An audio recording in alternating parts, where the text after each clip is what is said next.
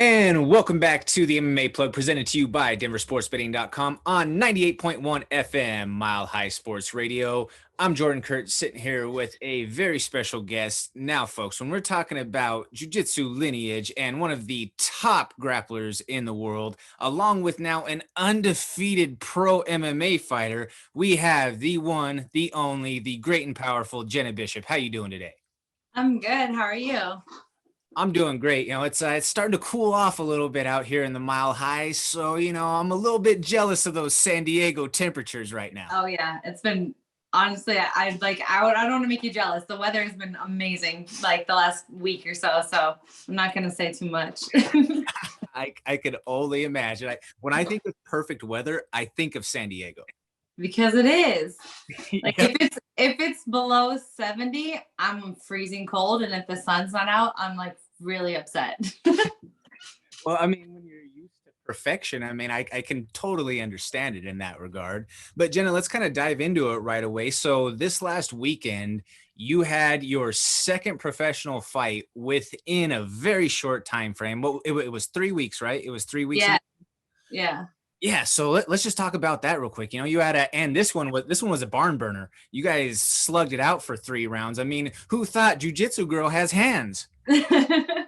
I mean, I don't know if I knew. I mean, hey, you sat her down a couple of times, so that was pretty impressive. Yeah, it was kind of crazy, like the first fight, it took me forever to get my first fight. I've been trying to make my debut since February of this year. And so finally got that first one out of the way. And I was hoping that might open things up and make it easier for me to get fights after I get the first pro debut out the way. But then, I was I told them I got out of the fight without any injuries, and I was good and healthy. And then they were going to be in LA, and I'm like, that's so close to me.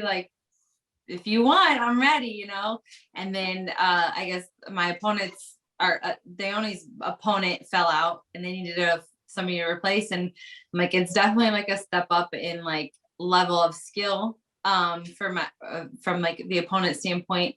So it was kind of a risk for me to take on short notice, but at the same time, I was ready to go. My team thought it would be a good fight for me to take, and I'm all right, let's do it. We're doing it.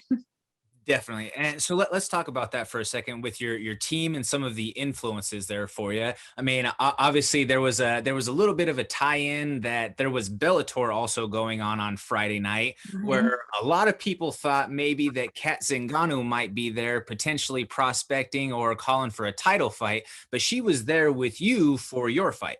Yeah. Kat, I mean, I have to say she's a big reason of why I'm doing this and able and have gotten the contract with LFA. She's gotten me a lot of connections with people just from being her. But I was just started out with training with her, being kind of an just grappling dummy for her, in a lot of her wrestling privates. That's kind of how we met, and we had kind of we connected really easily. Loved training with her. She's just an amazing human. And then she had me corner her for her first Bellator fight. And so she's kind of been a guide for me through this journey, a mentor. And she's my sister. And so she was when she knew my fight was going to be close, she's of course I'm there. I'm there.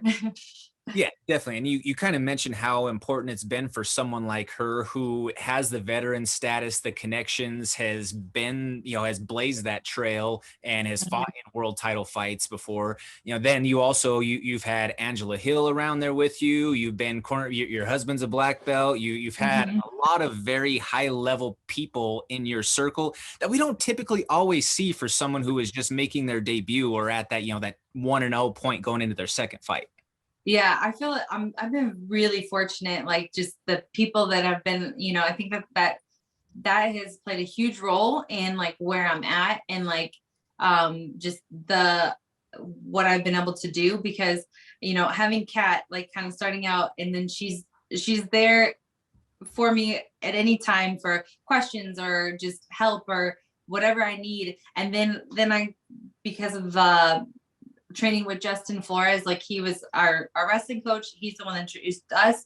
And then he introduced me to Angela Hill too. And so then, you know, Angie's probably one of my best training partners, and just an awesome person. And then she's, you know, has a lot of experience and connections and things in the sport. That's, you know, her husband is like the one that started my striking. Like I've been, you know, he was the one that first started working with me on that. And I feel so fortunate to be around so many amazing people that have so much, like a wealth of experience to like kind of like guide me and help me navigate this like new like world. And I don't think everybody gets to have those kinds of people around them.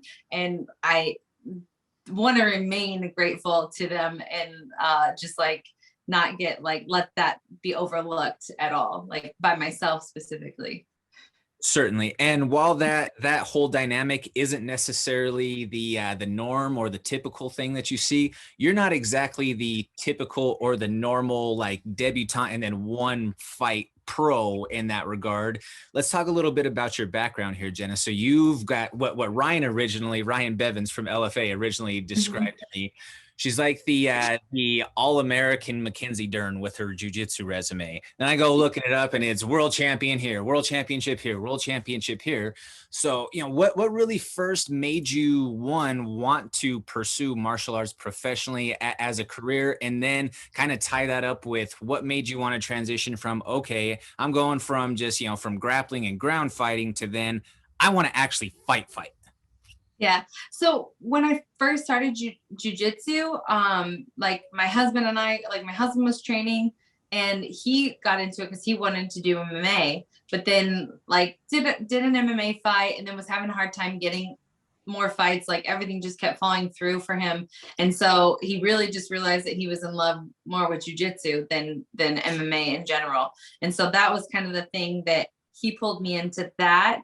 And I just always been really competitive. It was something that after I got out of high school, like I wasn't doing anything competitive, and jujitsu was kind of that outlet. It was like a perfect thing for me to get into, to kind of like have that like competition outlet.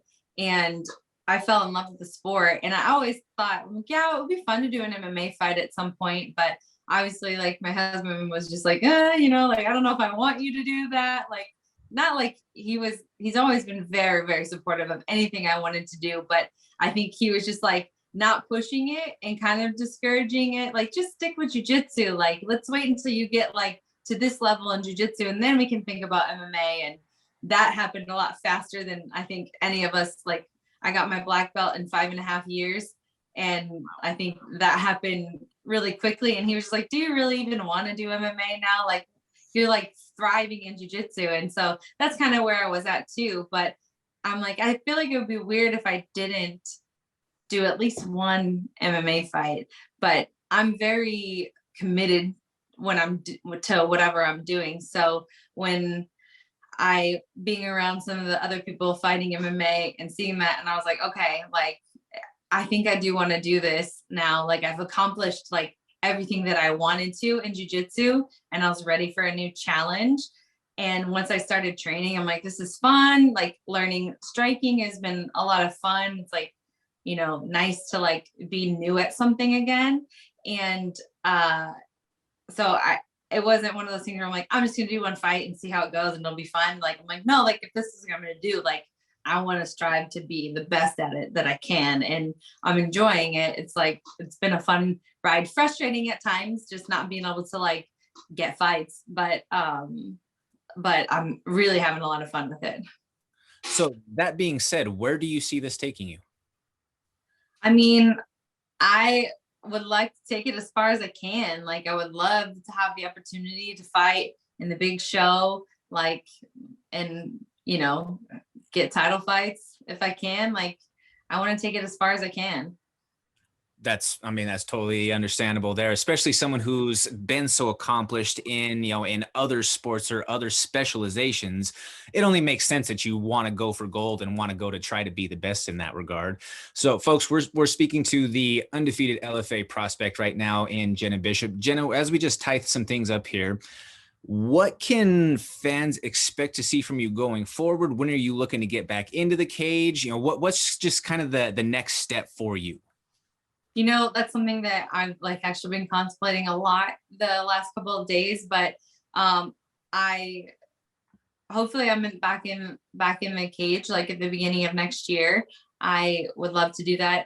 Right now, I really need to take a beat and like kind of like I've basically been in training camp for like 9 straight months. I've been in a camp because I was preparing for a fight, then it fell through, or like they kept telling me dates and then couldn't find an opponent, or like things got canceled. And so it's been kind of like a crazy year where I've just been perpetually training for a fight and then fighting once, then 3 weeks later. So now, I think I'm just trying to like breathe, figure out like what's going on, and then we'll, figure out the next steps. But I would love to get back in there as soon as I can. And so hopefully at the beginning of next year, but I don't know what that looks like or when, like, I don't have anything certain at the moment.